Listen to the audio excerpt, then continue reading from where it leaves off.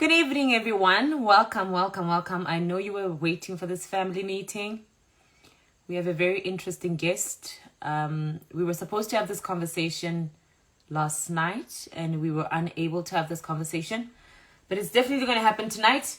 And I'm not going to comment on the irony of my shirt. We are well aware that I'm wearing a snake shirt, and this is a pure coincidence. So please don't comment. Let it be, okay?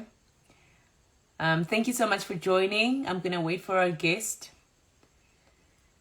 Oh, I feel like sneezing.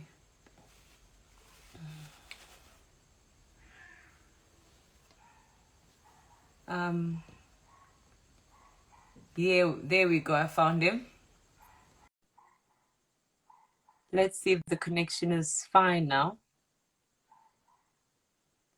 There we go. It's connecting.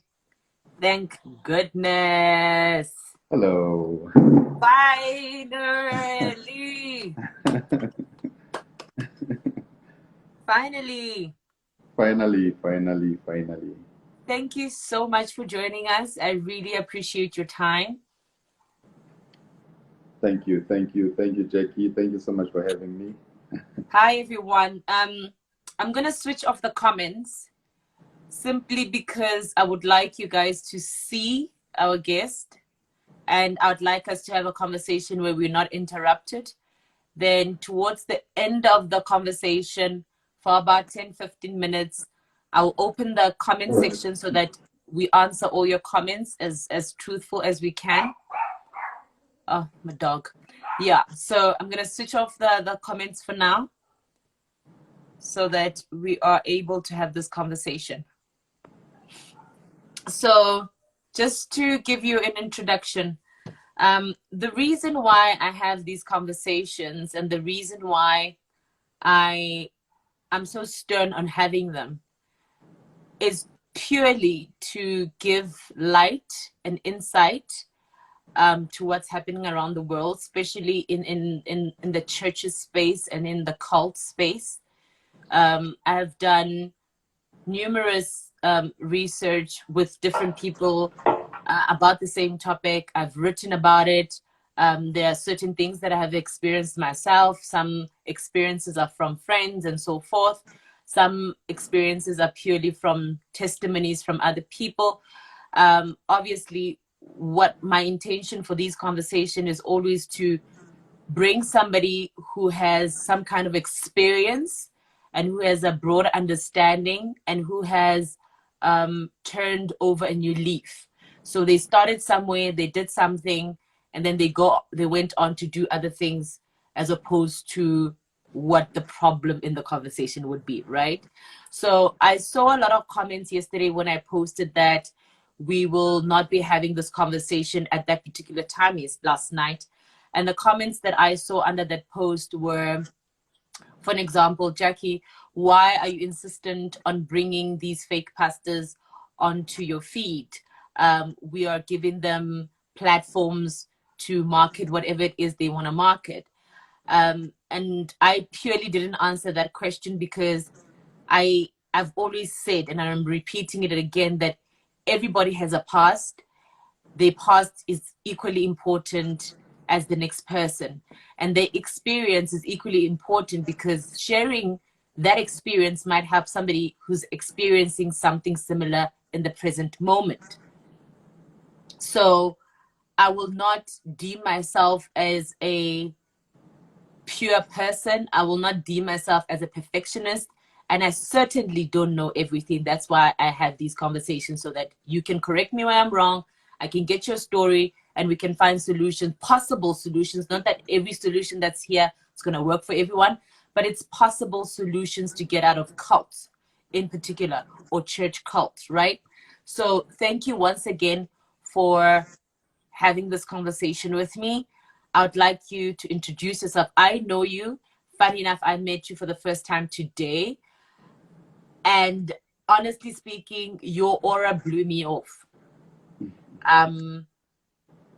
I don't know what it is. I don't know what you carry. I don't know, but it blew me off. I had to come home and pray. I had to, yeah, I had to be with other people so that I am okay. Um, Nevertheless, I'd like you to give sort of a background for people who have not experienced you, have not watched your videos, who were not in the church that you started in East London, who were not part of the church that you had in Zim. Just give them a brief summary of who you are, where you come from, and then we'll get into the conversation. Oh, well, can you hear me well?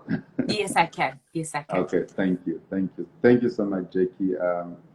I think first and foremost, I would like to say that you are doing a wonderful job, you know.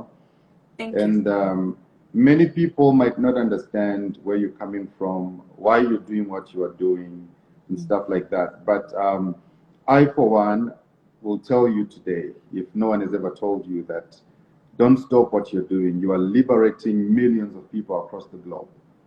You Thank you. know, you are liberating a lot of people out there. And at the same time, we have so many people who are also in denial of the truth. They know the truth, but they're living in denial. They know that everything that you've been talking about, everything that you're saying is the truth. That is why today when I met you, I said, you know what? I fear for your life because you think you are exposing what people are doing, but it's deeper than that. You are dealing with a system. You're not dealing with individuals. You are dealing with a system that is so wicked in such a way that once you start exposing their secrets, they will do everything possible to make sure that they kill you. You know, if they don't get you physically, they'll definitely get you spiritually. So I would like to commend you for the great work you're doing. May God bless you for this. And I know that a lot of people out there, one day is one day, they're going to go back to all your videos and they'll begin to say, you know what, she was right. She was saying the truth. You know? Thank you. I don't want to lie to you. The last 14 days, if I'm not incorrect, Mm. have been extremely challenging. Okay. They've been extremely challenging from a security point of view, from an emotional point of view, from a spiritual point of view. Um, and like many people, I think you've experienced what I've experienced, where you do get death threats, you do get people calling you, you do get people following you. Yes. Um, People trying to also sabotage people. And I'm well aware that people are getting bribes at this present moment to find a way to discredit me.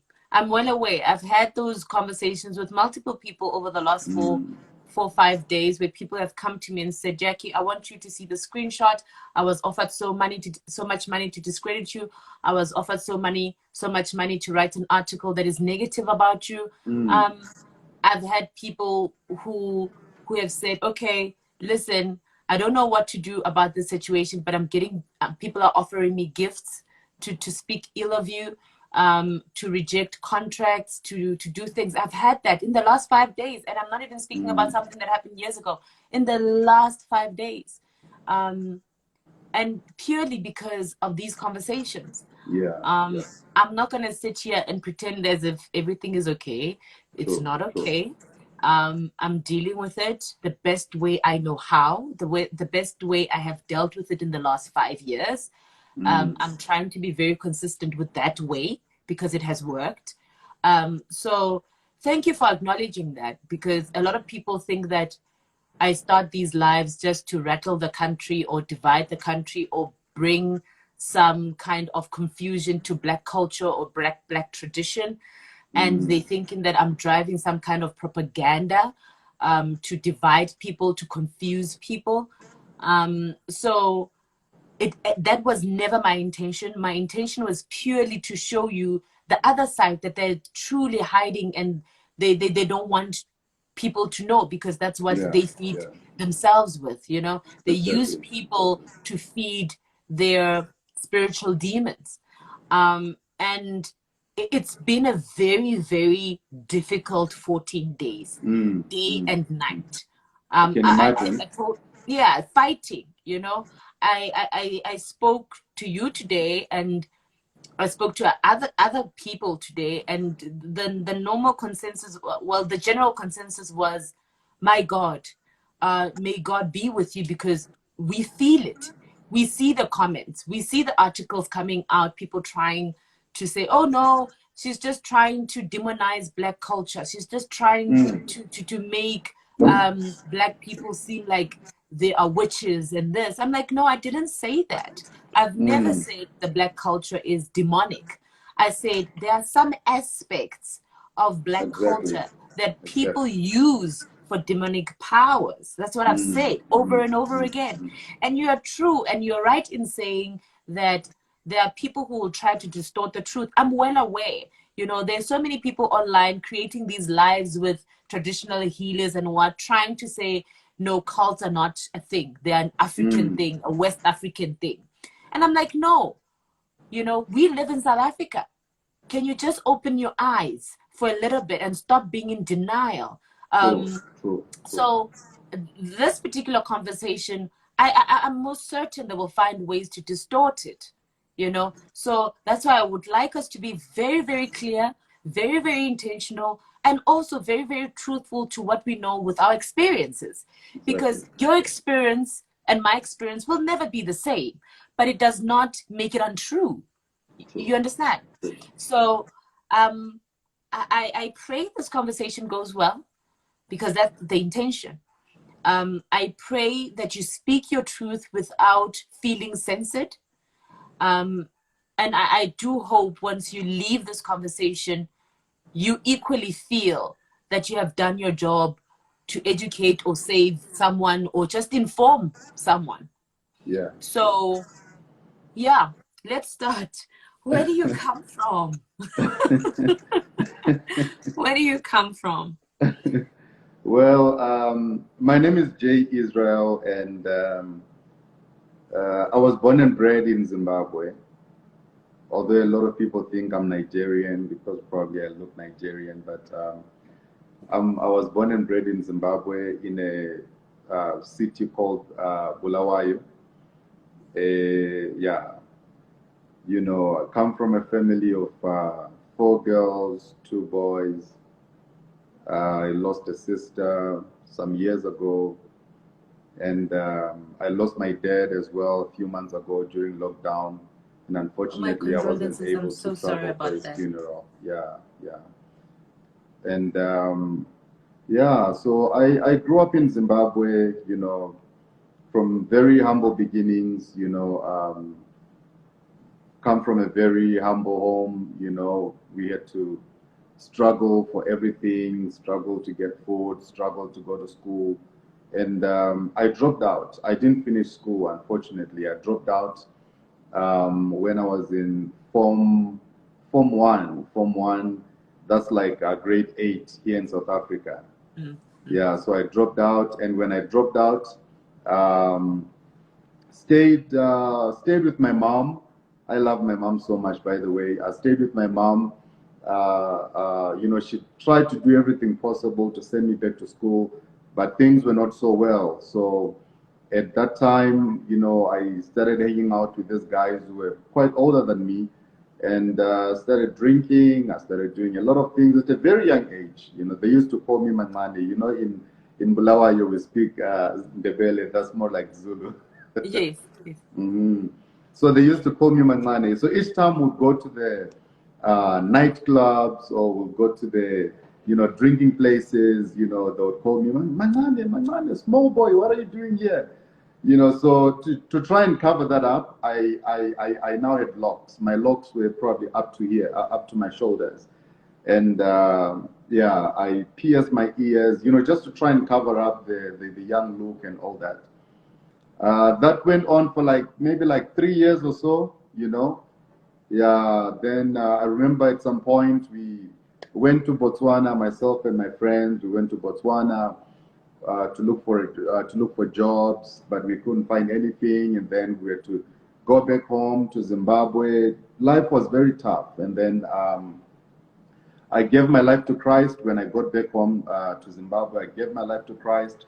I started, you know, going to church, and then at church I met up with some people who told me, oh, you've got a gift, you are gifted, would like to help you out.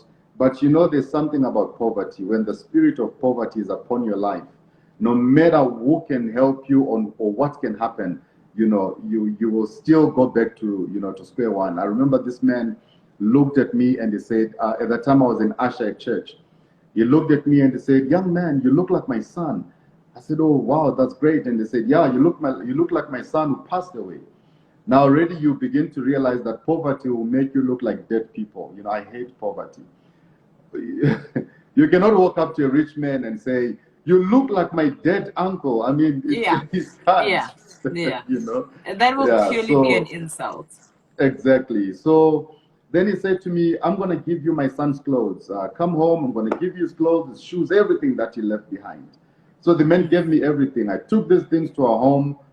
Hey, the rats in our house did a party with those clothes and shoes. They ravaged everything, and I was left with nothing. So as time went by, met up with this pastor from Blawayo, and he told me, you are gifted, you've got a gift, and God is going to use you mightily, and told me all those things. I've always loved God from a very young age. So um, the pastor said to me, come stay with me. I started staying together with this pastor back home in Zimbabwe. Started staying together with this pastor at his house. We stayed together for a very long time. I became his personal assistant, and then I joined the praise and worship as well, because at times when I'm happy, I try to sing just a bit. So he said, join the praise and worship team. I became the praise and worship leader. I became an assistant pastor. And then afterwards, he actually ordained me to be a pastor in his church. Then as time went by, I'm just trying to fast forward everything just for the sake of time so that I can get to the, to the gist of the whole story. So then there came a pastor from Ghana. This pastor came all the way from Ghana, and then when he came down to Zimbabwe, he also gave me a prophetic word, and he said to me, young man, God is going to use you mightily. God is going to do great things through you. A lot of people will be saved through you. He said a lot of things, and then I said, oh, thank you. So I started moving together with this pastor. And then at the age of 18, I moved from from Blawayo to Harare. Harare being the capital city of Zimbabwe.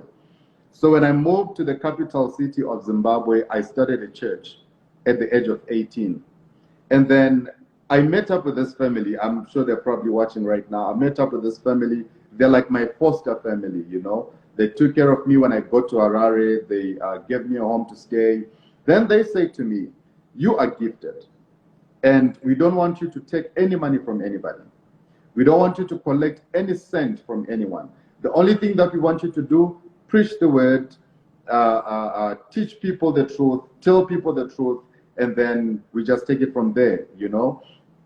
So as time went by, I remember I was doing that. They bought me a car, they bought me everything. I mean, for an 18-year-old young man who's coming from humble beginnings, I could see my life changing, and so many people were shocked. They're like, "Oh, is that Jay? How did this all happen?" For the sake of time, but the full story is available on my YouTube channel, on Facebook, everywhere. I've been talking about this for quite some time now. So, at the age of 19, there's a gentleman from Ghana who contacted me via Facebook, and he said to me, I see that you're leading a church in Zimbabwe. I can help you. I can help you, grow your church. You can have the biggest church in Zimbabwe. You can be like the big pastors in Zimbabwe. You can also prophesy. You can meet people, tell them whatever they want to hear. You can tell them their names, tell them their phone numbers, tell them their problems. You can tell them everything that they're going through. You can tell them a whole lot of things as soon as you meet up with them without you even knowing these people. I got intrigued. I got intrigued. I was like, man, that's interesting. You know what? Come down to Zimbabwe. So I invited him. He came down to Harare. Then I hosted him for a few days. Then after those days, I told people at church, and I said that I'm going to be traveling to Ghana. I'm going to preach. So now I had already spoken to this guy, and he had told me the places that we were going to go. He told me, I'm going to take you to Benin. Benin is just next to Nigeria, next to Togo. He said, I'm going to take you to Benin. When we get to Benin, they're going to do everything for you. They're going to do a spiritual exercise for you so that you can have power, you can have authority, whatever you will say with your tongue. If you tell anyone to do anything, they'll do it without even questioning you. You're going to have a big church. You'll begin to tell people their names and all those things. So I was very excited. I was very excited because I could see all these big pastors on TV. I mean, I used to see all these big pastors on TV performing miracles, telling people their names, their date of birth, phone numbers, and all those things. So, I mean, for a young man who was trying to, to serve God and to do all the, when you begin to hear such things, you get so excited. Yeah, I you get started seeing mesmerized. myself. Yeah. Sorry. You get mesmerized. Exactly. You sort of desire to be on that Exactly. level. Exactly. So I started seeing myself as a very big man, upon coming back from that place. But okay. So we took a flight. We took a flight from Harare. We landed in Kenya. I think it's in Nairobi. We landed in Nairobi. Yeah, we landed in Nairobi. Then we slept over in Nairobi. Then the following morning we flew to Accra, Ghana. From Accra, Ghana, we took a taxi that took us to Aflau border post. Aflau border post is the border that is between Togo and Ghana. So we slept over at Aflau border post. Then the following morning, we took another taxi again, went across Togo, and then we crossed into Benin. Togo is just a small city, so it didn't take us so many hours to cross from Togo into Benin. When we got into Benin, we took a long drive actually in Benin from the border post. We went straight to this village. I can't remember the name of the place. I can't remember exactly the location where we went to because it was deep down in the villages. How many hours do you think it took you from the border post to that village?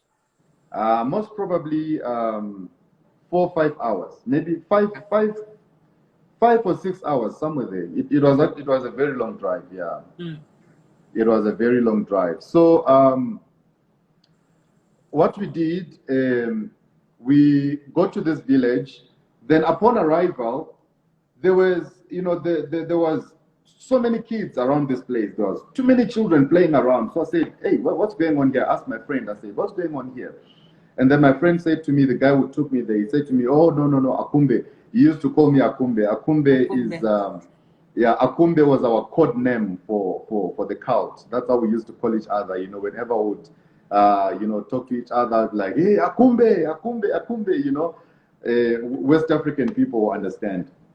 So when we got to this place, there were so many kids around, there were so many children playing around. So I asked him, I said, what are these kids doing here? And then he said to me, you see, all these kids that you see here, there are people who travel from Nigeria, from Ghana, from South Africa, from Zimbabwe, from Zambia, from Malawi, to come and do money rituals here. So what happens is that upon their arrival here, if their ritual requires blood, if they're supposed to do a blood sacrifice, all these children that you see here, those are the kids that they use for blood sacrifice. Now, okay, hold on. My God. Hold on. You are traveling to the small village. The kids are in the streets, like outside. Is that what you're saying? You see, like the village is like deep inside, like it's so secluded in an area where you won't even see people walking past or cars driving by. So around the house, there was like so many around huts. The house you were going to. Yes. Okay. Yes. Okay. There was just too many kids loitering around. So, and then I said, so where do they come from? And then he said to me, now all those cases that you hear of children being trafficked in different countries, or maybe children being trafficked, children being stolen in cities and whatnot, all those kids who just go missing, they bring them to this place so that they can be used for sacrifice. Because in most cases, there are people who want to go for money rituals, but they do not have any children and they are not married. So what they do now, they get to that village and they pay for these kids, and they are given, you just buy one, and then they slaughter, they slit the throat, and then smear, then they use the blood for the rituals that they're supposed to use, you know? Okay, Yeah. clarity, right? This is probably a question that a lot of people in the comments will probably ask at some point, Okay. right? So you are there to do a ritual, right? And you are Yeah. able to choose a child. Is there a specific age group that the children that were in, or is it just all kinds of kids from all walks of lives? There's no a specific age group. And then second question would be, when you do this ritual, does it matter if it's a male or female, or a black child or Indian child or Muslim child? Do those things matter when you choose a child Well, for that kind of ritual? you see, when you get to those places, there's always a temple priest, like the baba of that place. You know, that's what they Yes. call him, or babalawo or something. You know, Mm. there's always a man in charge of the shrine. So he is the one who determines whether you're going to go for a female sacrifice or you're going to go for a male sacrifice. It's going to get so deep in such a way that I just want to warn a lot of people who are watching right now that you know, we are living in a world that is so messed up that what I want to say before I even continue is that the physical world that we live in is controlled by the spiritual world. For example, right now, from September, October, right now we're in November and we're getting to December. Already, if you look at the number of accidents that have happened over the past months from September. Now, these 4 months, September, October, November, and December, according to the demonic calendar in the satanic world, they are called the ember months. These are the months where all people from the underworld, the people from the satanic kingdoms, all the occultic people, demonic people, you know, in different kingdoms, because all these people come from different kingdoms. They don't just come from the same place altogether. There's different cults. There's different brotherhood organizations. There's just different places. So during these 4 months, watch the number of accidents that are going to happen and that have happened already. Watch the number of people that are going to die during these 4 months. Watch the number of people that are going to disappear during these 4 months. These are very critical months in the demonic and satanic world, because this is when most of the rituals are done. This is when most of the sacrifices are done. This is when most of their gatherings in the underworld, wherever, this is when they meet. And this is the most crucial time again for people to be very careful out there, because a lot is happening. A lot is happening. Satanic people are out there. They're all over. I'm telling you, occultic people are in the clubs, they're in the church, they're in the beer halls, they're everywhere. They're just all over the place, and they are looking for blood. They are looking for blood in so many different ways. It's either you'll disappear, or they're going to use your menstrual period blood, the blood you see during those days. That blood, they take it and they use it for sacrifice. It's either they're going to sleep with you. After they sleep with you, they're going to use whatever discharge that you're going to discharge, and they'll take that and use it for sacrifice. At the end of the day, you see yourself getting sick. You see yourself losing everything. If you go to work, you start losing things. Things will just start falling apart. Why? Because there is somebody that you met who was part of a cult, or who is part of a cult, or who is actually in the satanic kingdom, who belongs to the underworld. But because nobody knows, because they will never tell you when you meet them. That is why such conversations are very crucial and very important. Can you please repeat the months again for somebody who might not have heard them? What are these months? They're called the ember months. Mm-hmm. September, October, November, and December, ember months.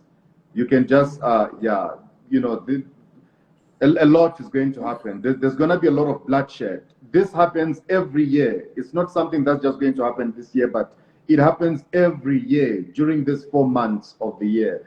You know, every year there's Ritual. sacrifices being done, rituals being done in different places, demonic activities happening, you know. Yeah, I just want to quickly interject there because right now we are on the brink of 16 days of activism, right? Okay, okay. And a lot of women and children disappear around this time. Exactly, A lot exactly, of gender-based violence activities or crimes happen rapidly, or you see the increase of reported crimes right now, exactly, right? exactly. Um, for an example, there's this rugby player, this young rugby player who was in a rugby academy, and he was chosen to be a captain of some sort. Okay. I saw today on the news that he has disappeared. It's been about 8 days that he has disappeared. Not that I'm saying he's part of a cult or they took him or anything like that, but I'm saying there's a rapid increase in young people disappearing around this time. Mm. A lot of young people are equally dying at this time, whether they die spiritually or in the physical world, right? So I just want to also go back to now your journey. So you see these kids in this foreign land, Yeah. and this is what you're told that okay, there's going to be a point where somebody chooses or buys one of these children for the cult. I mean, these people travel from all over. You traveled from Zim to this place. Yeah. So you see them, and at that specific moment, did you feel like you didn't want to do this anymore? You didn't want to go forth just by virtue of hearing what they were telling you why those kids were there for? You see, as soon as we go to that place, I didn't want to act like a coward. You know, as a man, at times you just want to, you know, you just compose. You understand? So I just had to compose. Like I acted as if everything was normal, but deep inside, my heart was pounding so fast, and I just couldn't take it because it was too much. I'm seeing this for the first time, and my background, where I come from a Christian background, and the things that I'm about to get myself into. And remember, I'm getting into this, you know, consciously, and I had made a conscious decision that this is what I'm going to do. You know, Yeah, you were so not coerced or forced or exactly, human trafficked exactly, or anything like that. yes. So when I got there, I just had to compose, and then he said, "Okay, no, don't worry, don't worry. This is what happens with these kids." So we go to the place. We met this old man. This old man couldn't speak proper English. You know, he was speaking pidgin English. I'm Yeah, sure like the you know pidgin broken. English. Yeah, yeah, yeah, yeah. I've Exactly. experienced it, But now the especially in pidgin Malawi. English, exactly. The pidgin English that the man was speaking was deeper than the one that I understand. So my friend had to, my friend had to interpret. Like, so they asked me, "What's your name? Where are you coming from? What do you want?" So I told him what I want, and then he said, "Okay, it's fine. How much did you bring? You know, but before we get to the how much part, we have to check your spirit because we don't want to give you something that after we give it to you, you're going to run mad. We don't want to give you something that after we give it to you, it is going to kill your family, your people will start dying one after the other. We first of all have to check how strong are you spiritually, you know, as a person before we give you anything else. But before all that, there's something called protection that they had to do on me. So the process of protection was the first one, where they were saying that after we initiate you into this, you are going to go back out there. You're going to meet other people who are in different cults. So you're going to clash spiritually, you know.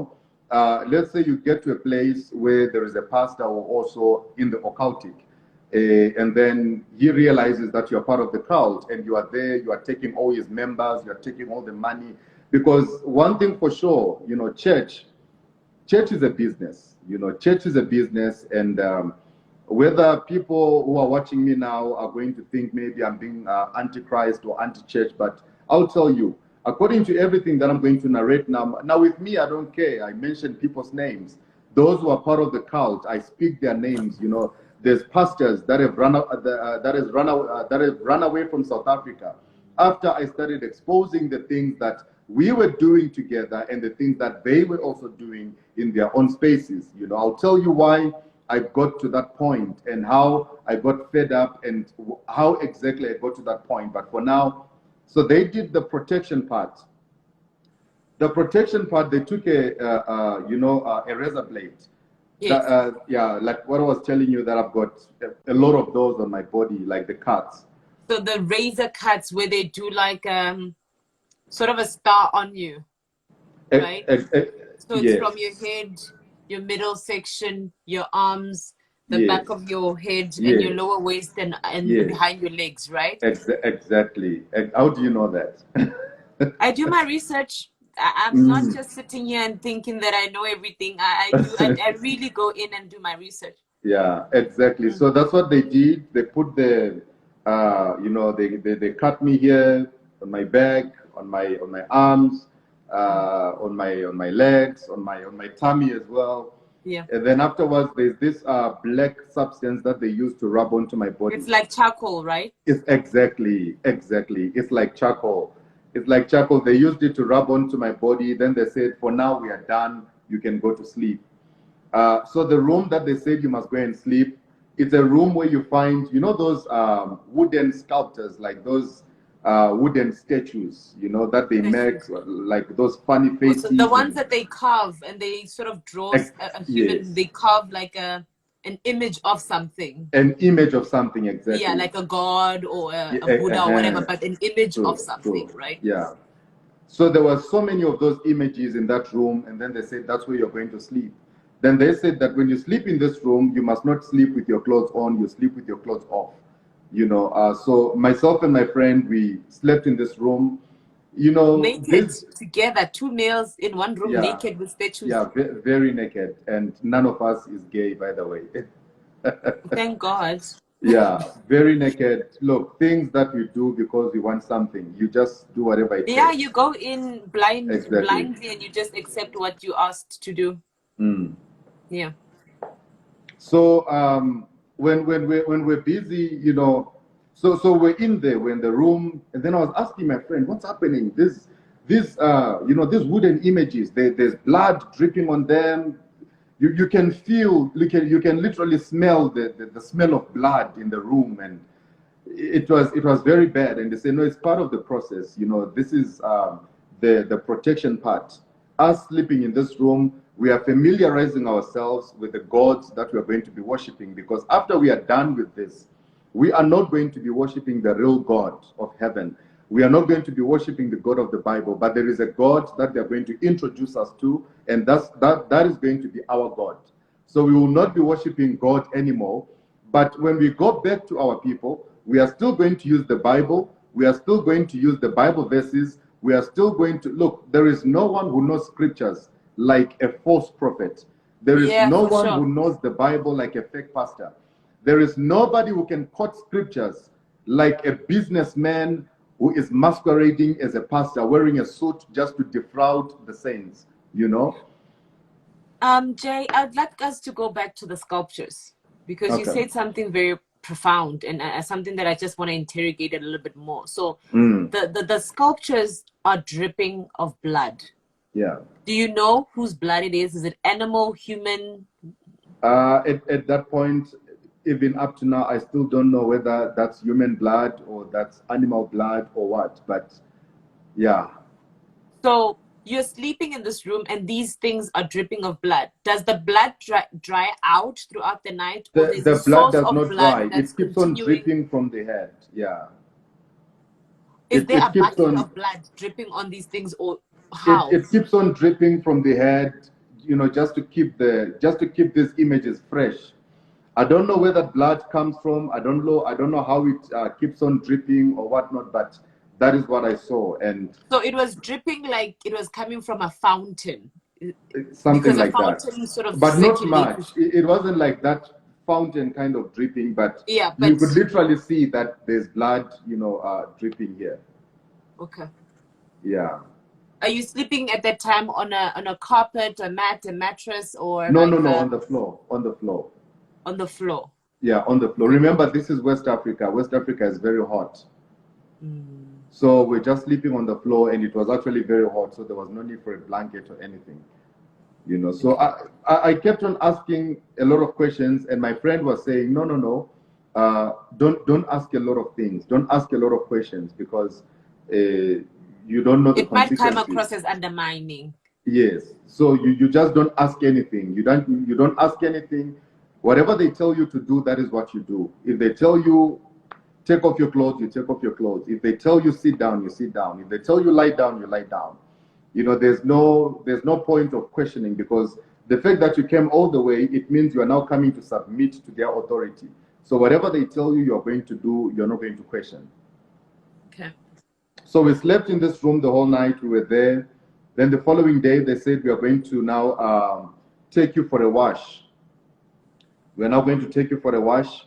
Any spirits from your family, spirits from your village, whatever, anything that is linked to your family or background, we are going to wash you so that we can cleanse you properly before we initiate you to the cult.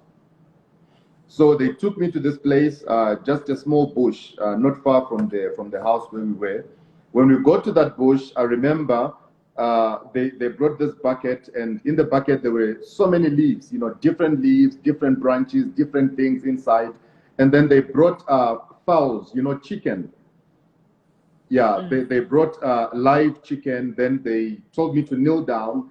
I knelt down. Then what they'll do was to cut off the head of the chicken and then smear the blood around me. You know, doing this on my head, smearing the blood all over my body. Then they cut another one. They did the same thing again.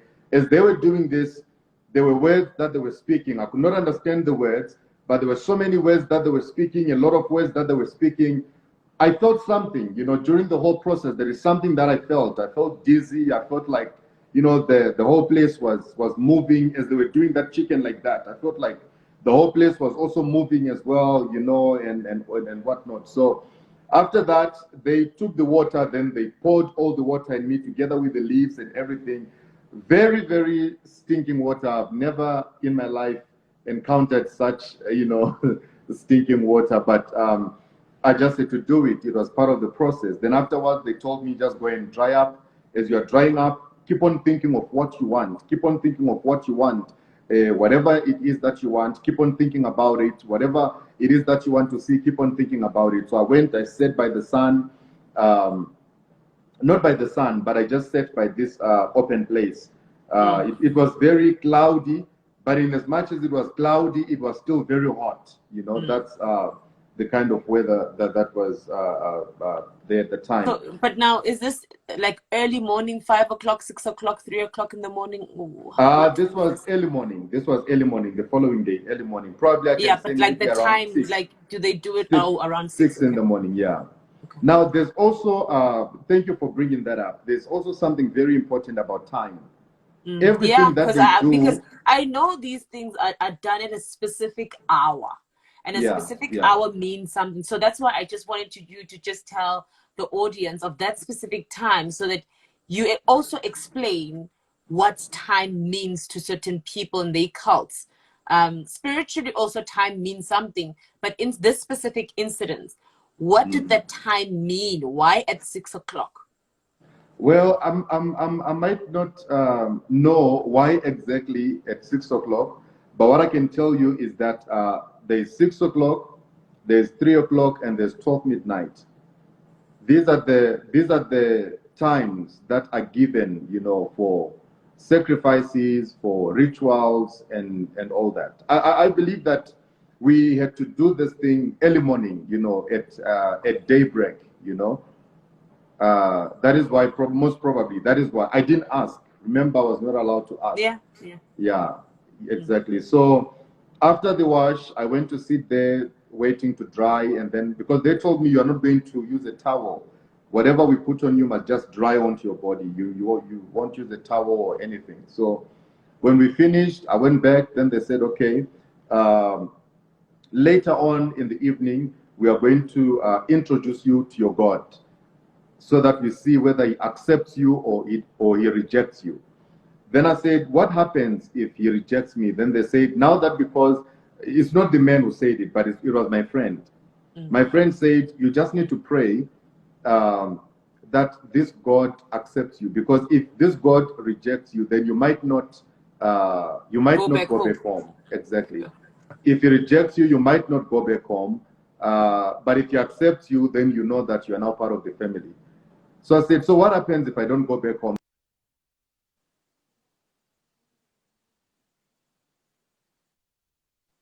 About that. Sorry about Okay. that. Yeah. So I said, so what happens if this God rejects me? Then he said, you won't be able to go back home. I said, oh really? He said, okay. So I said, no, so now if I don't go back home, what's going to happen to me? Then he said, hey, that means you're also going to be used as a sacrifice. Then he just laughed about it as if it was a joke. But to me, I was freaking out. I was now praying and asking myself, why did I even come here? What if, I had a lot the whole day. I did not even, I was not thinking straight. The whole day I was not thinking straight. I was thinking about my mom. I was now thinking about going back home, telling myself that I don't mind. I can just go back home and just leave. Look, at this point, the only thing I want is to leave, because I'm not sure whether this God is going to accept me or he's going to reject me. Because if it happens that he rejects me, then I'm not making my way back home. So the time came, then we went into a different room, uh, clothes off again, but this time only with our boxers on. Then we knelt before this very big image, also very bloody as well. So much, there was just a lot going on that image. Then they said, kneel down. We knelt down. My friend was already part of the cult, so he was coming to introduce me. And at the same time, he was coming to enhance his own power. He was coming to sort of like, leave an appreciation, Yeah, to like say thank you. revitalize. Exactly. And also ask, what can I do?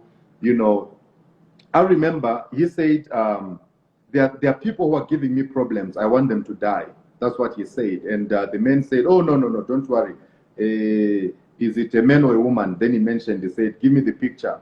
Then he gave the man the picture. Then the man looked at the picture and he said, okay, this one is very weak. It's very weak, this one. I'll not charge you a lot of money. Just a few money, I'll just do it. And then by the time you go back, this person will be gone. So, Hold on.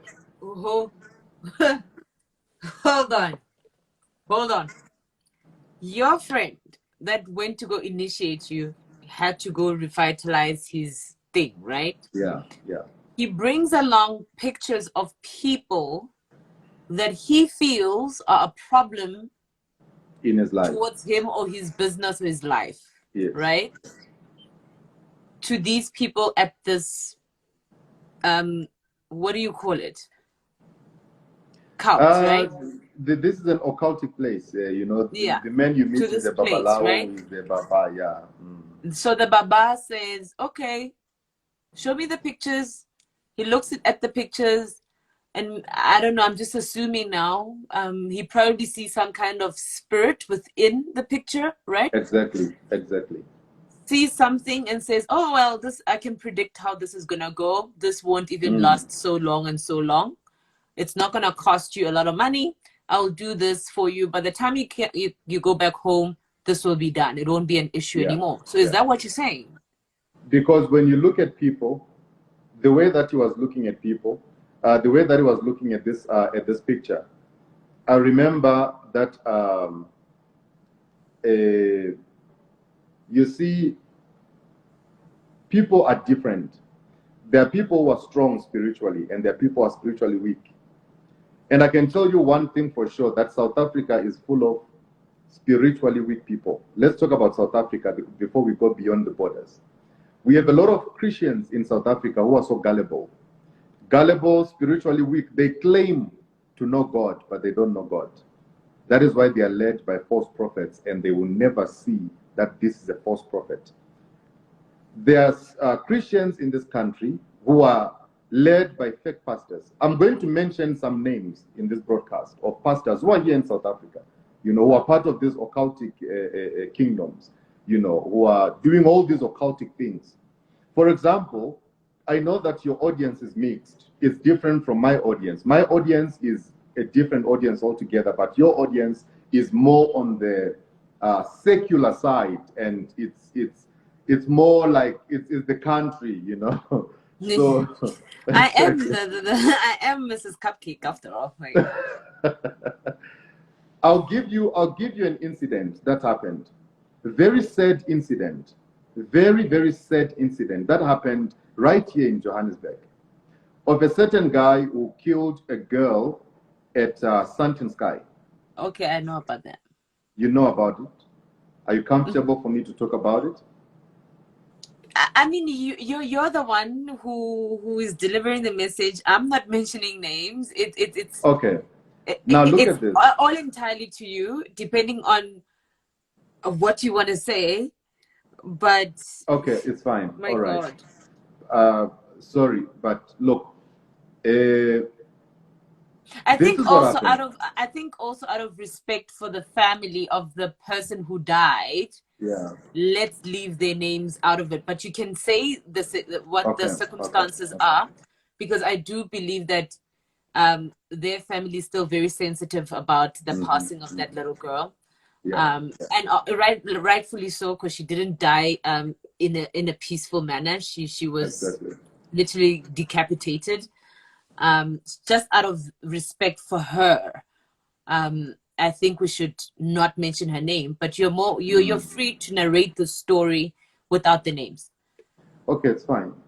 You know the incident, and very, very sad thing.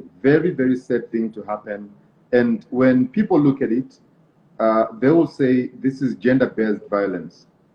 No disrespect. I have so much respect for the family, and may the lady's soul rest in eternal peace. You know, but as we are talking about cults, you know, this is also going to serve as a lesson, you know, to all the other people who are watching right now, because many people thought she was killed because they had a fight.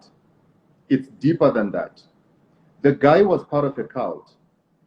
The guy was part of a cult and is still part of a cult. When this guy was arrested after he did what he had done, I'm not even feeling, you know, fine continuing to talk about it, but it's fine. This guy was part of the cult. And the way that he killed the girl, it was part of the ritual. The girl had to be killed in that way because it was part of the ritual. It's only people who have been in cults, people who know how cults work and how people in the occultic kingdom operate, that will tell you that this is not a normal death. There are certain parts and certain things that had been taken out of the girl's body, and they were supposed to be used for rituals, or rather, they were used for rituals. Hence, the body had to be bent beyond recognition so that the people whom this guy was acquainted to in the occultic world, you know, this was a way of covering up everything so that it will not look like it was an occultic sacrifice, but it will just look like he got angry. That is absurd. That is crazy. There is no one in his normal state of mind who can do such a thing like that. There is no one who is in his normal state of mind who can do such a nasty thing like that. There is nobody. It was a sacrifice and it was a ritual that was done, you know. In Nigeria, as we speak right now, in Nigeria, there is a unit in the police department that deals with occultic people. They arrest occultic members. They arrest brotherhood occults. They go after Vikings, whatever names of the occults that are in Nigeria, because they know that most of the mysterious killings that take place in Nigeria, Will where be you just answered by find the arrest of those exactly, people.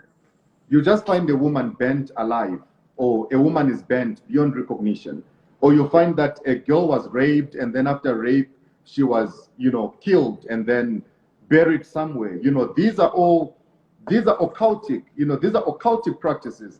They are deeper than what people see and what people hear with their, you know, natural eye. Unfortunately, here in South Africa, you know, when you begin to spread awareness the way that you are doing, people you know, people will attack you, people will fight you. But you are bringing so much awareness in such a way that people are not aware.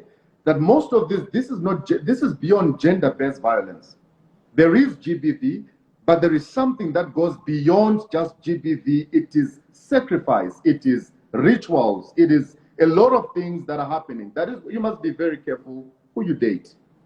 Who you date matters, especially all the girls who love going after men with money. I'm not saying anything about money. Money is good. Money is good. Everybody loves money. And not everyone who has money made his money through rituals and killings. There are hardworking people out there. But I'll assure you right now that you cannot be in a relationship with a man who spends the whole day sleeping at home and you don't know what he does for a living, but each and every night when you go out to the nightclubs, he spends more than 100,000 rands. Yet the whole week he's sleeping at home, not doing anything, and there's something suspicious. You need to start asking questions. What do you do? Where do you do it? How do you do it? Where is your family? Where do you come from? Other than enjoying the money, there are so many important questions that are supposed to be asked in the process. Can I ask you a personal question? Yes, please. Now that you have said that, right? You were a young person at the time. You had just been initiated in the cult. Yeah. And now the girls that you were sleeping with, what would happen to them? Because you were initiated, you went into the blood, you were doing this, you were washing naked, you were sleeping naked, you were doing all these kind of things. The girls that you slept with, what happened to them? The girls that I slept with. And how did you choose them? I'll be very honest with you. Yes, please. I'll be very honest and very, very honest with you right now. Yes. This is a very uncomfortable question, but I'm going to answer it. Please. Yes. After I left Benin, or rather, let me first of all finish the process I think and you everything. should. But I won't Then, forget my question because exactly. it's important. Then we come back, and then I'll definitely tell you. I think I'm even going to read one of the messages from the girls that I was involved with, back then. Then when she watched me speaking, she actually came to me and said, "Ish, I just saw you talking about the things that you've been involved in and everything. I remember that this and this happened to me at the time. But look, with me, it was not intentional. I'll be very honest with you. It was not intentional. My sacrifice, I had not reached yet that level of, human sacrifice and whatnot. But once you join the occultic and once you're part of these things, there is a certain urge of wanting sex that comes with being part of the cult. It's natural. It's like sex becomes part of worship. Yeah, it becomes sort of a priority. Exactly. It becomes sort of like a priority. But my sacrifice and everything that I was doing, they gave me conditions, and they told me that if ever I sleep with a woman who's on her menses, who was on her period, whatever that I'll be trying to do on that particular day when I go to church, it won't work. If I try to do anything, it won't work. The thing that I operate with will definitely embarrass me because it is allergic to the to the menstrual period blood. The other condition as well was,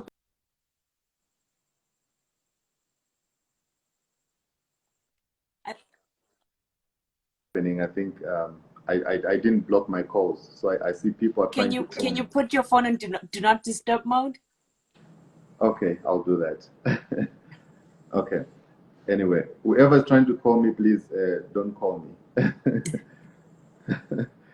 Probably some of the girls that I met back Yeah, then, who and are they're watching now the wondering, live. "Hi, I can see you are alive. Tell me, what did you do to me?" No, I never did anything. I'm sorry.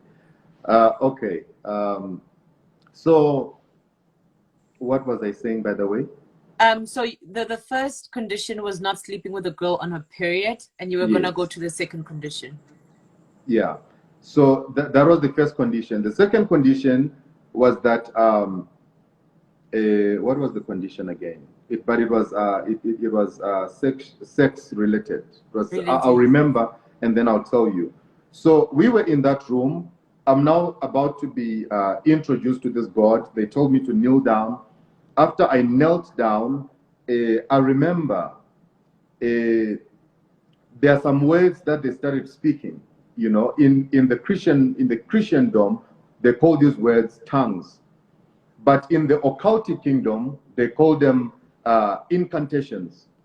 They call them enchantments, where they are words that provoke things in the spiritual world. So they were speaking all these things, you know, speaking all these words and speaking all these words, and they told me, kneel down.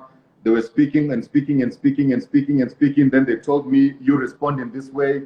Afterwards, you bow your head on the floor, let your forehead touch the ground, and then you come up again. They speak again, they speak, then let your forehead touch the ground. They speak again, you know, again and again, again and again. And then afterwards, they told me, lay on the ground right in front of the idol. You know, then they brought there's this liquid that they brought. They started sprinkling this liquid on me, you know, saying a lot of things. And then afterwards, they told me, you can now stand up, face the God. And then I faced him. Then they told me, say whatever that you want. And then afterwards, say these words. And then after you say these words, you kneel down again. So I followed the whole procedure and the whole process. Then afterwards, I knelt down and they said to me, the men spoke in pidgin English. And then my friend said, it looks like you are now part of the family. Then I was very happy because the whole time I was freaking out, thinking that maybe I'll be rejected. Then he said to me, it looks like you're now part of the family. And then afterwards, they said, we're going to go sit somewhere, have some things to eat, some things to drink and whatnot, you know, as part of the whole process. Ceremony. Exactly. The following day, because we didn't have so many days, so the following day, they gave me a horn, a very big horn like this, quite big. It was quite a very big horn. Then Do you this think horn it's had a a head. rhino horn or I have no an idea. elephant horn? Or... I have no idea which animal it was, but it was a very big horn. Then this horn had a head on it. The head had a red cloth that was covering the head. So as I was, you know, so they handed it over to me. Then they said, this is your God. And the name of your God is called Atovi. Atovi. That's the name of your God. From today, you are going to be worshiping this God. We are giving you this God, and you're going to use this as a point of contact when you get back to Zimbabwe. Remember, at the time I'm 19 years old. You're going to take this horn back home to Zimbabwe. This is what you're going to use as the point of contact when you get back to Zimbabwe, you know? So I said, okay, but what about the airport? How am I going to cross with at the airport with this thing? Then they said, no, don't worry. No one is going to touch your bags. No one is going to open your bags. Even their machines are not going to pick up that you've got a horn in your bag. I said, really? Then they said, yes. So they told me every time, or probably 3 to 4 times a week, I must do sacrifices to this horn. I have to lay it on the ground, slaughter my chicken, smear the blood on the head. After smearing the blood on the head, I have to take gin, you know, gin, the alcohol. The alcohol. Gin, you know, gin, Yeah. right?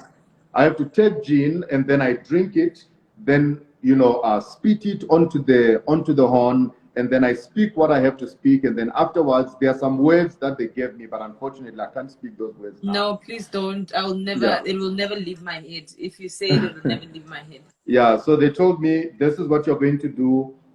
This is going to be your sacrifices. This is the initial stage. There is stages to this thing. You start with the chicken sacrifice, and then after some time you go to the goat sacrifice. Then after some time you have to bury a whole cow in the ground, you know, wherever you're going to be doing your church and everything. So they told me quite a lot of things. And then, but at the time, I just took the horn, put it in the bag. Then I left the amount of money that I left, and they told me, after every 6 months or after every 3 months, it's very important that as I go and I start making money, I must make it a point that I must always go back there with their money.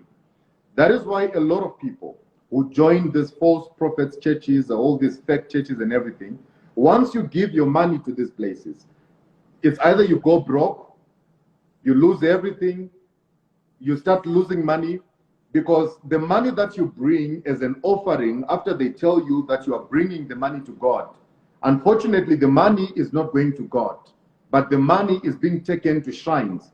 When they take that money to shrines, the shrine uses your money as a point of contact to reach you. So whatever glory, whatever blessing, whatever star that you carry, it is taken away from you just by you giving money on an altar of a false prophet or of an occultic pastor or of an occultic prophet. So they told me 6 months I have to take.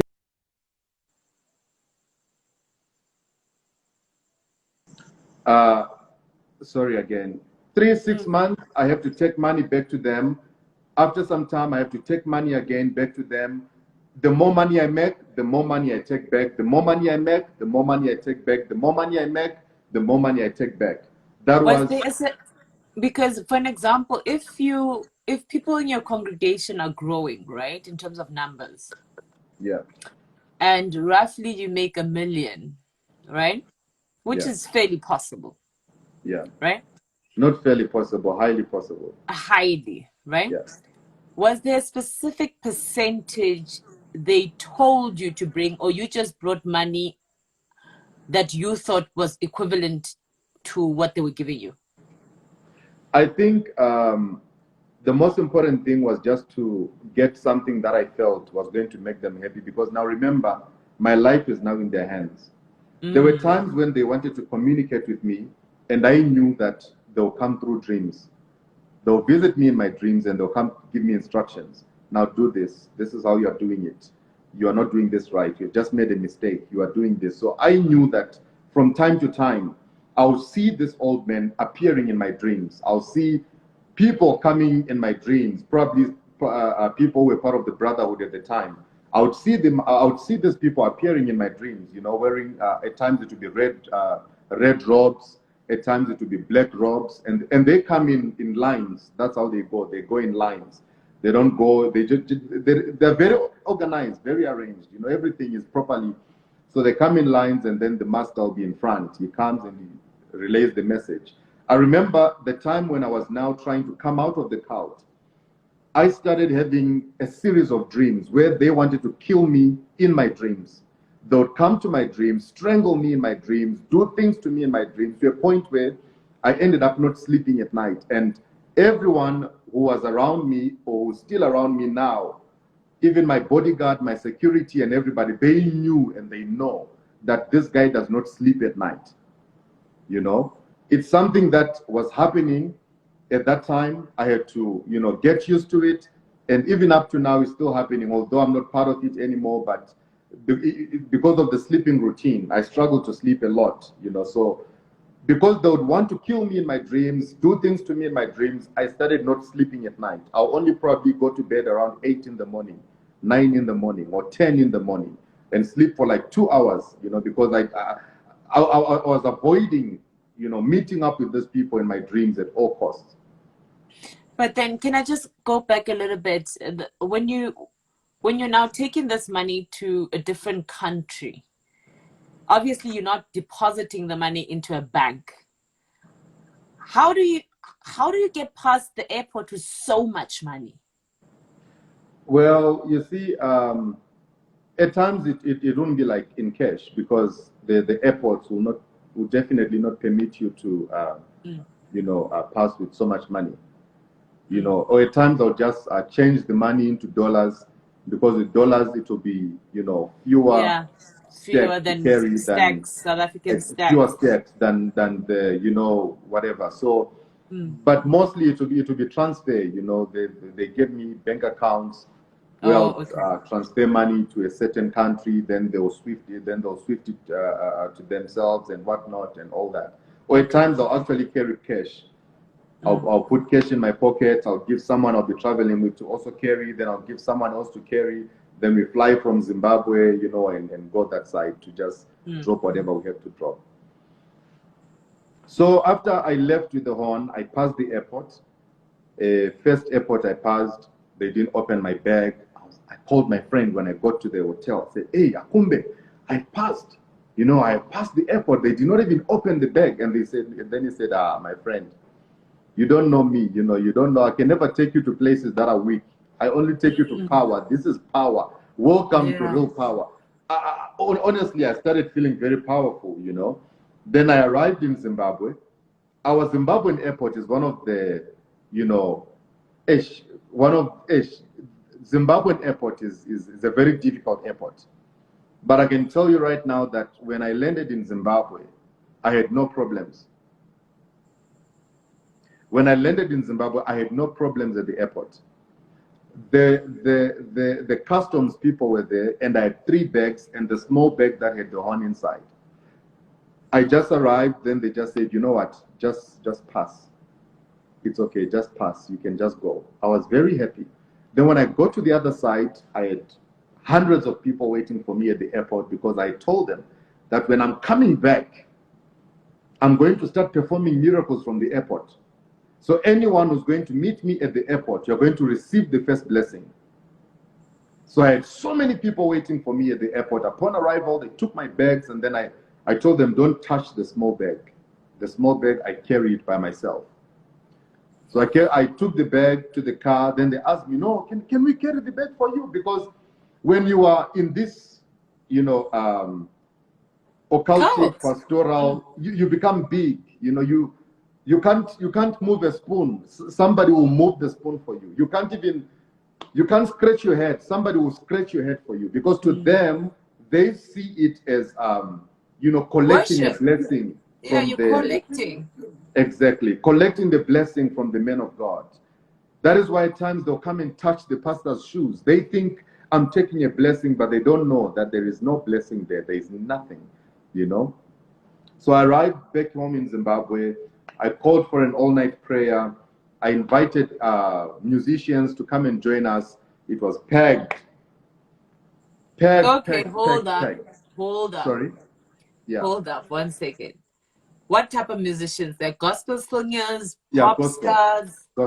Gospel. So you invite gospel singers to your cult to come sing in your cult. I invited gospel musicians to come. They came. Because remember, what they want is money. So you give them what they want, then they give you what you want. It's transactional. Wow. Sure. Please continue. Wow. So I invited the gospel artists. They came. The all-night prayer was packed. First time in my life, I walk into a service. There's hundreds of people, not thousands, because this was Zimbabwe, but there's hundreds of people. The hall is packed. Some are standing on chairs. As I walk in, you know, with my entourage, everything is just making so much sense. And I'm asking myself, where are these people coming from? You know, I got in there, I took the microphone. Whenever I sing, you know, I don't know what happens, but whenever I sing, anywhere I go, whenever I sing, you know, it's not. I wouldn't say at the time it was God touching people, but there's something about people in church. They feel so emotional whenever they love the way that somebody is singing, and they have a mistake, and they always mistaken feeling emotional and feeling spiritual. I'll say it again. If you happen to go to a Beyonce show or a Michael Jackson show, people die because they're feeling so emotional. It's not because they're feeling the presence of God. So in most churches that are led by occultic pastors, occultic prophets, occultic bishops, you get to a place where the praise and worship is on point, and most of those people, they are not aware that their pastor is in the occultic. Because if you are an occultic man, you will try to make sure that everyone around you presents a certain amount of godliness, so that people won't question everything that you'll be doing at the time. So the praise and worship, they'll be singing God songs. They'll pray. Oh my God. Go to an occultic church.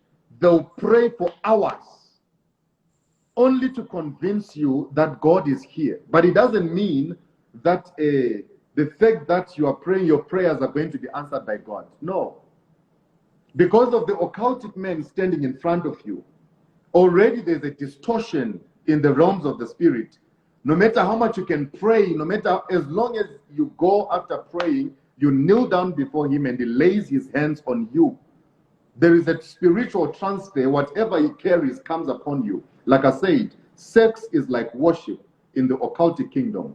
Once an occultic pastor lays hands on you, you start having lust. Your level of wanting to sleep with men and women becomes so high. That is why you go to churches, you begin to realize that, you know what, the club is actually better than the church, because the way people are sleeping with each other in the church is so messed up. The club is actually better than being in a church, because this is not a church. It's just like a business center where people are just coming to gather to praise a God they don't know, calling upon the God of their pastor, whom they have never met, whom they have never seen, whom they have never encountered. But the only thing they know is that the anointing and the power of the pastor is protecting them. That is all rubbish. It's heresy. It doesn't exist. The only important thing that I want everyone who's watching me now to understand is that pray by yourself in your house, in your kitchen, in your bedroom. There's God. You don't need to go to a building to find God. When coronavirus came, it proved to everybody that churches have become so useless. The place where people were supposed to be healed, they were not being healed. So after the service, after the first service that we did, it was so packed. I held the microphone. I just blew air into the microphone, and people started falling off. Like everywhere, people were just falling. It'll be just a matter of going to touch somebody and then the person falls off. I just go and touch somebody, the person falls off. Some will say, I'm seeing a face of a lion. As I'm looking at you, I'm seeing a face of a lion. Some will say, as I'm looking at you, I'm seeing, they'll be seeing different things. And in my mind, I knew that everything that is happening here, it is not because God is in this place, but it's because of what I've, entered into and what I have done,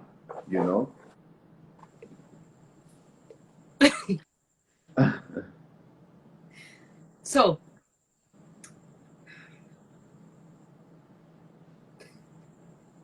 people in church would see demons that you carry masqueraded as animals. Exactly. But they wouldn't know that these are demons. Yeah, They they would wouldn't say, know. exactly. Yeah, obviously they wouldn't know. But I'm just now trying to make sense of what they would be seeing. They would be seeing demons. If there were people, let's say it happens all the time that in church, there's someone in church who I feel is now being against me, or is now beginning to question my source of power, because they are now seeing things that they've never seen.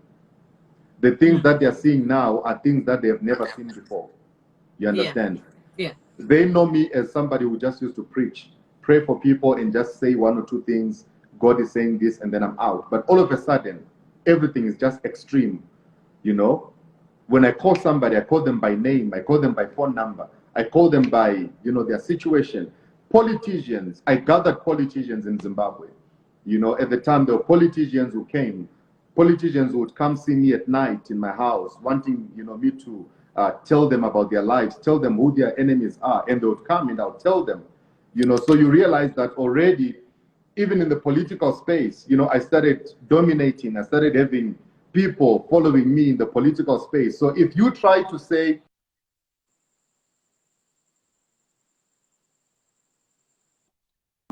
if you try to say at any point that, oh no, J Israel is like this, or we want to do this against J Israel, I'll not only come after you.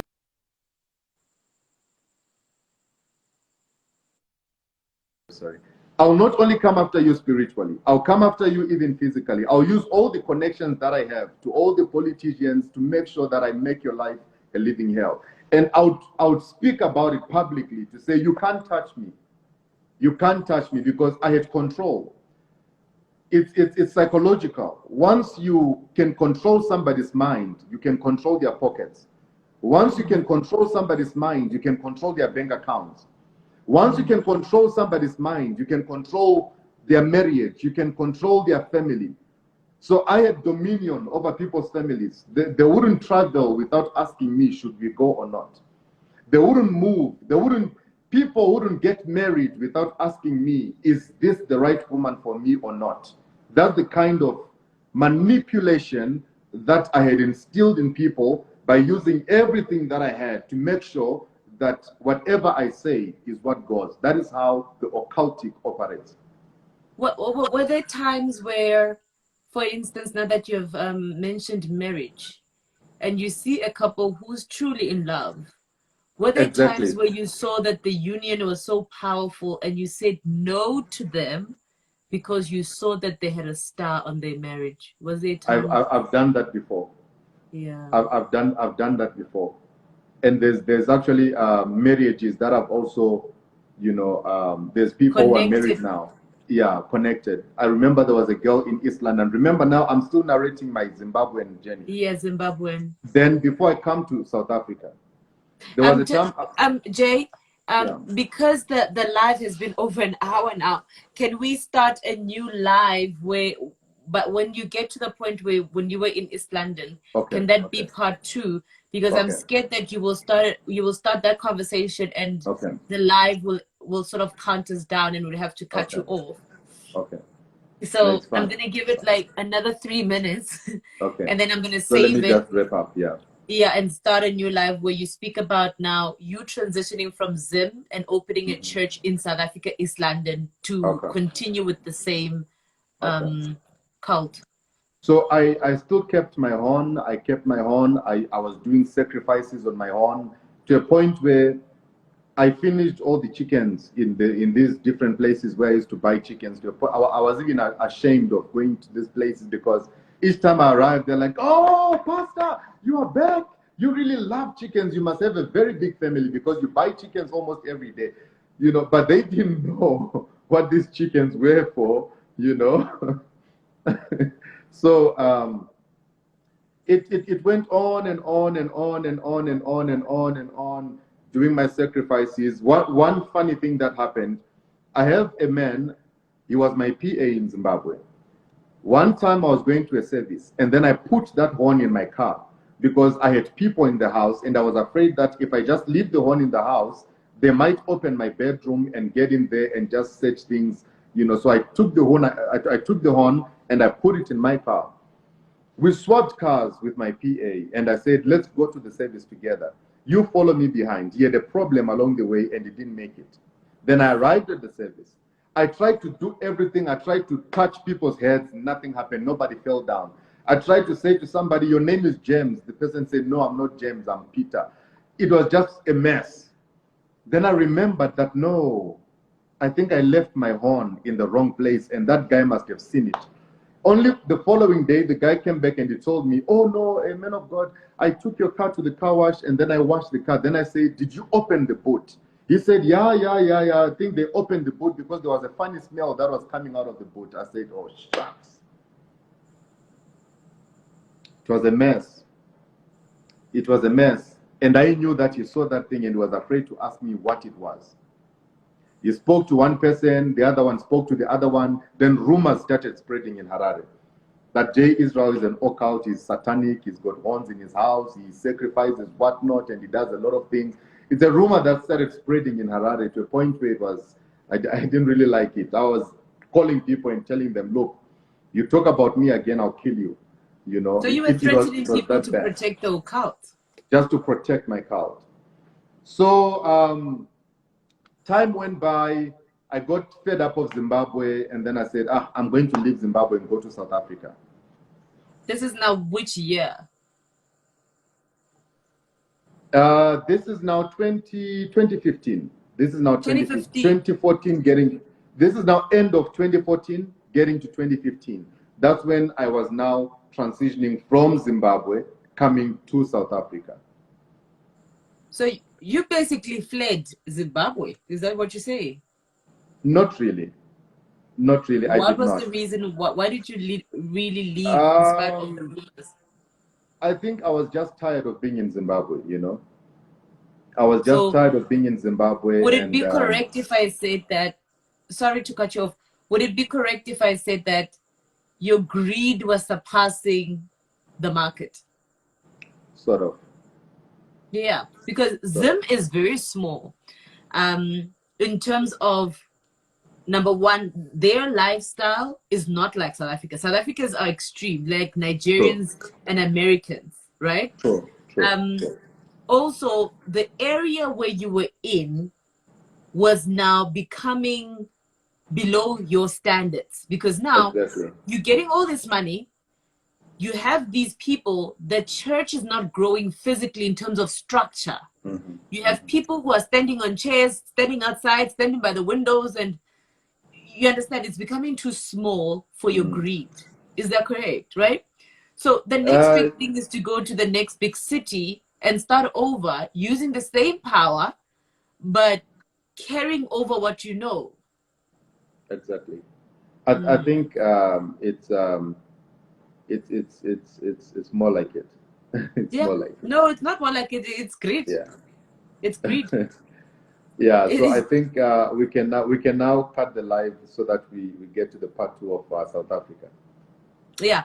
So, Okay. guys, can you please give us 5 minutes? I think everybody would want to go to the bathroom and have a drink, or So now when there's oils I've not spoken about. There's yes, oils. yes. There's do as I say oils that Yeah, I've I want you used. to touch on the oils, the things that you Yeah. actually got, and the dangers of the things that you got, Mm. and what it was doing to the community of Zim, and then we'll go into what happened when you got into South Africa, because Okay. there's also an issue of dead bodies. There's also an issue of the red cloth that you used. So there's a lot of things that I really want us to touch on. Okay. Before we get to the part of you now moving to South Africa, just the core of what the cult presented to you and what they gave you, and the dangers of that, and what were the repercussions of you using that on yourself that manifested in other people. Great. Yeah. Yeah. So do you think a 5 minute break? So let's say it's 20:35 now, and if we come back at 20:45, Yeah. that will be a good time. So I'm just also giving you a chance just to get back to the people who are calling you so relentlessly. Okay. Okay. Yeah, Thank so you. that you just let them know Thank to give you a little bit of more time. So you. Okay. guys, thank you so much for watching. We'll be back at 20:45. So give us about 6-7 minutes. Yeah, I think the next part is extremely crucial and Thank you. scary at the same time. Thank you so much, guys. We'll be back at 20:45. Okay.